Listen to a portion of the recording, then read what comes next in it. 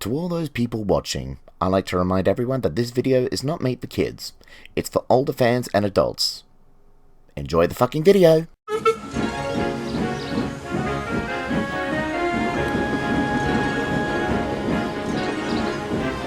Gordon sat at Crovan's Gate one day.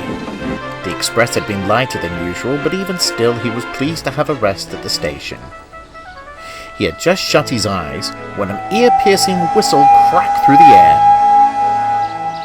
Gordon winced as a silver streak glided smoothly into the platform beside him. "Well, well, looky who we have here," Spencer smirked, slyly pulling to a halt. "Hope those eyes looky away," Gordon hissed. "I'm not in the mood for your shenanigans, seeing as what happened last time." "Au contraire," Spencer cupped interruptly. "I prefer the use of my water scoop nowadays." "Your what?" Gordon asked wide-eyed. "I should have assumed you Sodor engines wouldn't understand," Spencer said laconically. "You see, on the mainland there are water troughs on stretches of the main line. One lower of my scoop and I can refill my tender without stopping." "What about the water towers?" Gordon asked, raising an eyebrow. "I used to not like my scoop, so I try not to. It was only until the incident happened that I started using it again." "Would explain, of course," he grinned smugly, looking at the station clock. "Why, I'm 20 minutes early. Although I'm just saying that as if I need the troughs to be early." Gordon rolled his eyes as Spencer puffed speedily away.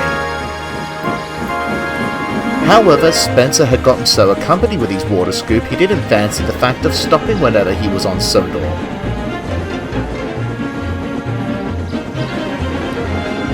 "You're getting low on water," his driver called. "I'll manage," Spencer called back. "Oh, no you don't. I'm not letting you get stranded again because you want to get cocky." Spencer sniffed. He pulled into Wellsworth where they stopped for a drink at a tavern.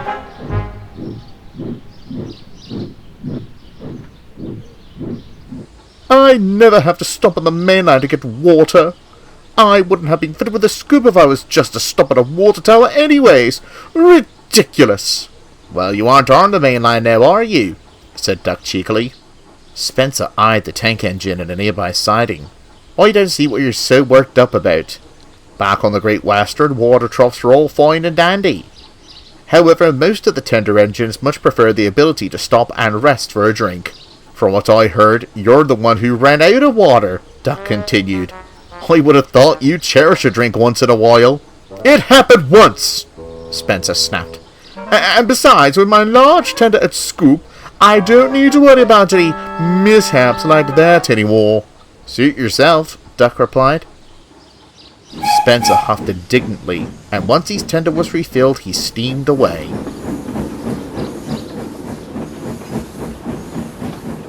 He continued down the line, but everywhere he went, engines would whistle at him in a mocking way. Spencer was getting more and more heated. Next day, Spencer was making his way back to Sodor, still fuming. Those engines, no respect for their higher-ups, and over something so dismal as water. But I'll show them. As Spencer passed the trough, his fireman lowered his scoop. His tender quickly filled up with water. However, Spencer had a plan. Further down the line, Spencer called to his crew. "Oh, I'm thirsty. Give me a drink, please." "But you just had one," his fireman said. "Then why am I so thirsty?" Spencer asked at a pant. Spencer's fireman thought nothing of it and lowered the scoop at the next trough. Spencer formed a devious smile. He was just thinking how clever his plan was when it happened. Whoosh! A big cloud of water shot up and over from under his tender. It splashed up and into the cab and into Spencer's fire. "Ooh!" Spencer groaned as he rolled helplessly to a halt. The Duke and Duchess and Spencer's crew stepped out like wet dogs and waddled their way to the front of the train. "What's happened to me?" Spencer squeaked meekly. "We overfilled your tender, that's what," his fireman snapped. "Water probably backtracked up through your vents. I should have known that you lied about being thirsty." Spencer blushed and looked sadly at his buffers. "Well, Spencer," the Duke said sternly, wringing out his hat, It appears even with a scoop, you still have bad luck with water. Although never thought you managed to get stuck, even with a full tender. It's a shame our window had to be opened for it. Another engine must take us while your firebox get dried out. I hope then you can learn how to take on water properly. A diesel soon arrived and pulled Spencer to Dickerstown.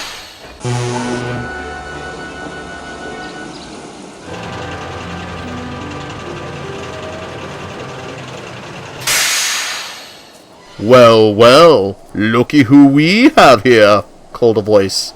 Spencer gulped. He knew that voice.